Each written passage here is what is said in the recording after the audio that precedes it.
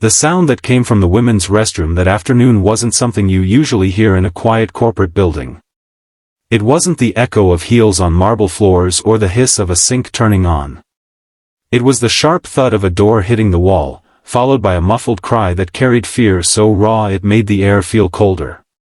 For a brief moment the hallway outside fell silent, as if the building itself was holding its breath.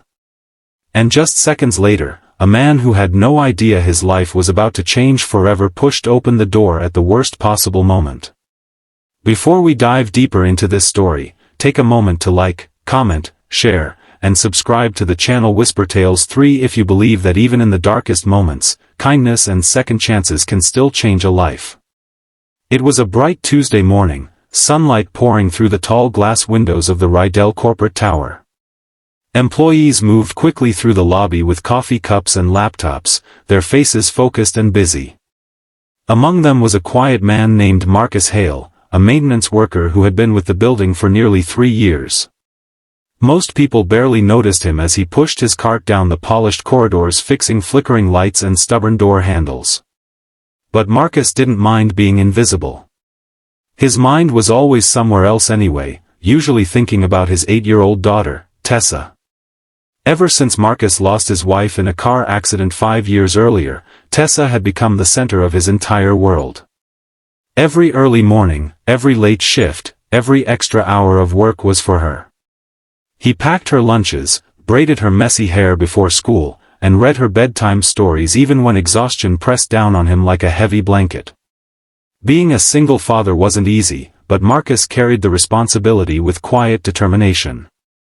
That afternoon he was repairing a faulty light fixture near the executive floor. The hallway was usually empty because most of the offices there belonged to top executives who spent their days in meetings. As Marcus finished tightening a screw on the panel, he suddenly heard something strange from the women's restroom down the hall. At first it sounded like a struggle, a chair scraping across tile, a harsh whisper, then the unmistakable sound of panic. Marcus froze, wrench still in his hand. He wasn't the kind of man who went looking for trouble. Life had taught him to keep his head down and focus on his work. But something about that sound stirred a protective instinct deep inside him. He pushed his cart aside and slowly approached the restroom door. His heart thumped louder with every step. The moment he pushed the door open, the scene inside stopped him cold. 2 men stood near the sinks, their bodies tense and aggressive. Between them, cornered against the wall, was a woman in a dark business suit. Her normally composed appearance had been replaced by visible fear, and her shoulder-length hair was slightly disheveled as if she had tried to pull away from them. One of the men held the door of a stall open while the other blocked her path. Marcus recognized her instantly. It was Amara Vance, the CEO of Vance Technologies, the very company that owned several floors of the building. She was known throughout the city as one of the most powerful business leaders, a woman whose decisions moved millions of dollars and shaped entire industries. But in that moment she didn't look powerful. She looked trapped. The 2 men turned when they heard the door creak open. Their expressions shifted from surprise to irritation, as if Marcus had interrupted something they believed they had the right to do.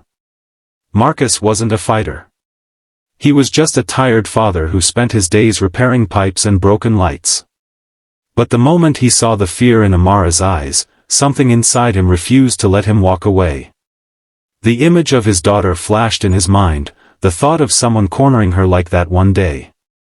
He stepped forward slowly, gripping the wrench in his hand like it was the only weapon he had. His voice, though calm, carried a firmness the 2 men hadn't expected. The tension in the room tightened like a rope pulled too hard.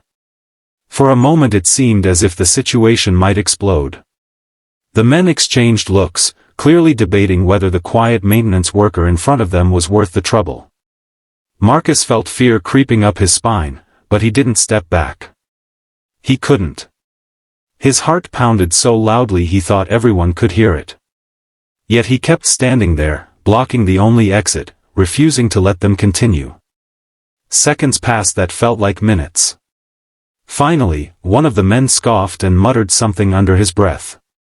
Perhaps they realized cameras were nearby. Perhaps they simply didn't want witnesses. Whatever the reason, the tension slowly cracked as they pushed past Marcus and stormed out of the restroom, disappearing down the hallway without another word. Silence filled the room after they left. Amara Vance remained standing against the wall for several seconds, breathing unevenly as the reality of what had almost happened settled in. Marcus awkwardly set the wrench back on his cart, unsure of what to say. He had never spoken to someone like her before. People like Amara existed in a completely different world, one of boardrooms, investors, and private elevators. But in that moment, the distance between them didn't matter. Marcus simply asked if she was okay. Amara straightened her jacket and took a slow breath, trying to regain the composed demeanor that the world knew her for. Yet there was a softness in her eyes now, a quiet gratitude that hadn't been there before. She thanked him, not as a CEO speaking to an employee, but as a human being who had just been saved from something terrifying. Over the following weeks something unexpected happened. Amara couldn't forget that moment in the restroom, the moment when everyone else in the building had been unaware, but one ordinary man had stepped forward without hesitation. She began noticing Marcus more often when she passed through the halls. Eventually she asked about his life and learned about Tessa, about the long hours he worked, and the quiet sacrifices he made to raise his daughter alone. The story spread quietly through the company, not through gossip but through admiration. The CEO who commanded billion-dollar decisions never forgot the man who chose courage over silence. Months later Marcus received an offer he never imagined, a supervisory position in building operations that doubled his salary and gave him stable daytime hours. For the first time since his wife passed away, he could pick Tessa up from school himself. But the real reward wasn't the promotion. It was the reminder that doing the right thing, even in a frightening moment, can change more lives than we ever expect. If this story touched your heart, take a moment to like, share, and comment on the video so more people can hear stories that remind us humanity still exists. And before we close, here's a special request. Comment the word kindness below if you believe small acts of courage can still make the world a better place.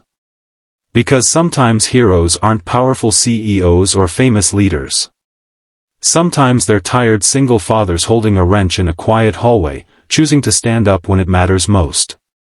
And that choice can change everything.